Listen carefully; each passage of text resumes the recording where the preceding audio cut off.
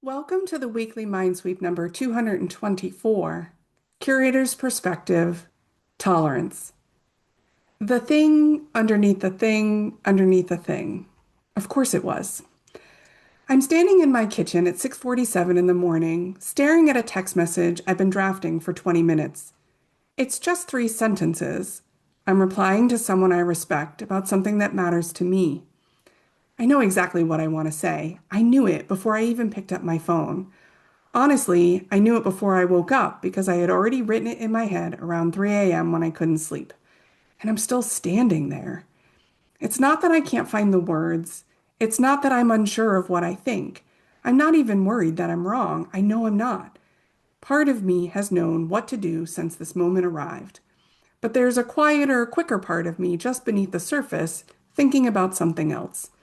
What if my message comes across the wrong way? What if she misunderstands? What if I send it and everything shifts and I can't unshift it? I close the app, I make my coffee, I tell myself I'll come back to it when I have more clarity. I have clarity. That's not what's holding me back. I know what's happening and I still can't move. And those two things are sitting in my chest at the same time. The gap between them is not a gap in my thinking. It's something older than that. Something my nervous system's been running long before this particular morning, long before this particular message, long before this month taught me to see it clearly enough to name it. This month, we worked on building two different muscles. At first, I didn't realize what they shared until we were about 2 weeks in. The first muscle was the one we planned to work on, staying present in the creative and productive discomfort. It's about noticing moments of friction in your creative work, tough conversations, or the visibility that comes with building a business, and pausing there instead of escaping. It's learning to handle the discomfort of creating, showing up, and sticking with something before you know the outcome. The second muscle appeared on its own. As we became more aware of what we felt when we felt threatened, we also noticed things we quietly accepted. Habits we call patience that were really something else. Ways we made ourselves smaller before anyone asked. And standards we took on without questioning. And here's what I want to touch on before we turn the page. Both of those muscles hit the same wall. When you practice staying in productive discomfort, whether that's creative friction, a tough conversation, or being visible instead of hiding, the resistance doesn't feel like something is wrong. It feels more like not knowing how things will turn out. And when you start to notice what you've been putting up with, habits that look like patience, standards you've accepted without thinking, things you've carried longer than you knew, the resistance doesn't feel like everything is okay. It feels more like not knowing what will happen if you let go. Same discomfort, different direction, same wall underneath. It wasn't that I lacked information. It wasn't that I lacked awareness. In that kitchen moment, I had both. What I was bumping into was not a knowledge problem. It was that I knew exactly what the moment called for, but my nervous system still couldn't find solid ground on the other side. That wall has a name, and we've been bumping into it all month without quite calling it out. Our brains resist discomfort because it signals the presence of something that it cannot yet categorize, predict, or resolve. What our nervous systems are actually bracing against in both directions every time is not the pain of the moment. It's not knowing what comes with it. It's uncertainty. Oh, of course it is. We have human brains and they're not made for open-ended questions.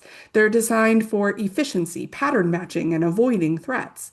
Nothing feels more threatening than not knowing how something will end, and when you know what you need to do. That's especially true in those moments. Knowing what to do but not acting creates its own tension. Your intuition says go, but your body says wait. In that space, your brain looks for something familiar, a way out, a story that explains the discomfort, so you don't have to stay in it longer than needed. I'll come back to it when I have more clarity, as if clarity is what's really missing. Take a moment to think back to something from this month, a moment when you felt the urge to step away, adjust, rework, retreat, make coffee, and return later. Now look at what's really going on underneath.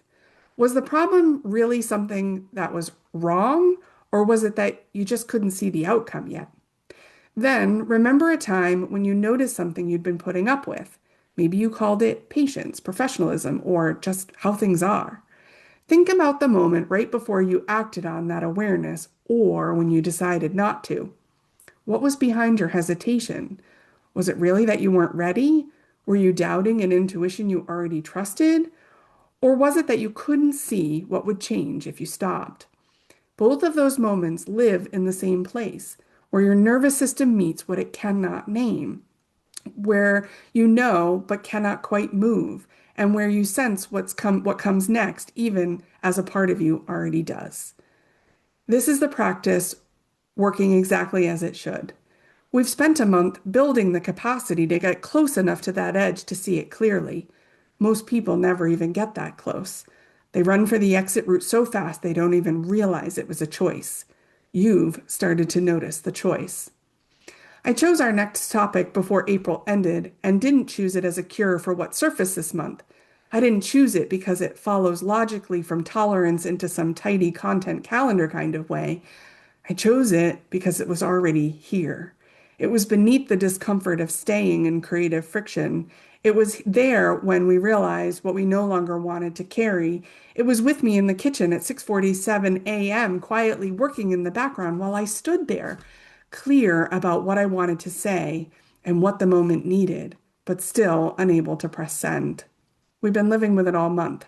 In May, we'll face it directly. Buckle up. Start paying attention to where everyday uncertainty appears. The moment before you send the message, before you name the price, and between finishing something and letting others see it. Notice the questions you keep waiting to answer until you have just a bit more information. Notice where you're waiting for certainty before you take action. Then notice what you do while you wait. That's where we'll begin. I'll see you next Monday in Curated Conversation. My questions for you this week: where did you feel resistance this month, and what was the uncertainty underneath it? Where are you currently waiting for certainty before you let yourself move? Reply and share with me. You belong here, I can help. If this month's work on tolerance surfaced something and you're not sure what to do, a MindSweep mapping session is a great place to start. One focused conversation can change what you are able to see. The space between knowing and moving is where most entrepreneurs stall. If you're ready to close that gap, let's think about it together. Curated conversation. You've read it, now come sit in it. We just spent a month practicing tolerance and discovered uncertainty was underneath it the whole time. In May, we're looking at it directly. This is what this community does. We show up, we read it together, we ask the hard questions, and we grow in the room where it's safe to say the thing out loud. If you've been reading the weekly MindSweep and wondering what it looks like to go deeper, this is it. Curated Conversation meets live every Monday morning, 8 a.m. Eastern Standard Time. We read the current issue aloud, sit with 2 discussion questions, and close it with a 5-minute meditation. It's the work in community in real time. If you've never joined us, your first month is free.